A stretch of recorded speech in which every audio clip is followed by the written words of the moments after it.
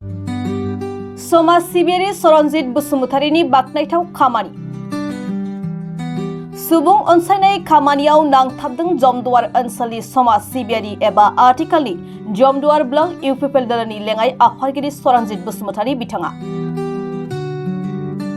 गुबुन गुबुन समाव रायजो राजाफोरनि जेंनाखौ सुस्रांनानै होनो थाखाय बायदि रोखोमनि खामानिफोरखौ मावनानै होबोनाय बायदिनो बे खेबाव लाइमोनफोरखौ गेलेनाय बिथिङाव गोसो गुदुं खालामनो थांखिजों माखासे क्लाबनि गेलेगिरिफ्रा खावलायनाय बायदियै दिनै गिबि खेबनि थाखाय मजाति स्पर्ट्स क्लाब आरो बसाबिल दानसोरां क्लाबनो जोलुर गेलेनायाव नांगौ जानाय बेसादफोरखौ समाज सिबियारि सरनजित बसुमतारीनि मददजों जमदुवार बियाबनि टेसि एलसिसि मासिगिरि निरद नार्जारी आरो इउपिपिएल दलनि माखासे मावथि बिथांमोनहा राननानै होयो। जोलुर गेलेनायाव नांगौ जानाय बेसादफोरखौ मोननो हानानै सरनजित बसुमतारीनि सायाव मोननै क्लाबनि सोद्रोमाफोरा गोजोननायजों बेबायदि फोरमायो।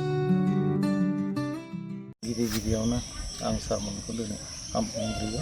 बे समाव आं बुंनो लुबैदों जे दाखालि जोंनि बे मजाति गामिनि जे जोहोलावफोर बे जोहोलावफ्रा स्पर्ट्सनि मुङै जोंनि मानिजाथाव सार सरनजित बसुमतारी ससियेल वार्कार जायखौ जों बे एलेकायाव गासैबो मिथिजोबो बे बिथांनाव बे सारनाव थारमाने जोंनि नैबे मजाति गामिनि जे मा क्लाब नामा मजाति एफसि स्पर्ट्स बिसोरो बिथांमोनहा सारखौ लोगो हमनानै सारनावहाय माखासे अनथोबफोर बिदोंमोन आरो जेरै बल जार्सि बेफोरखौ सारनावहाय बिदोंमोन।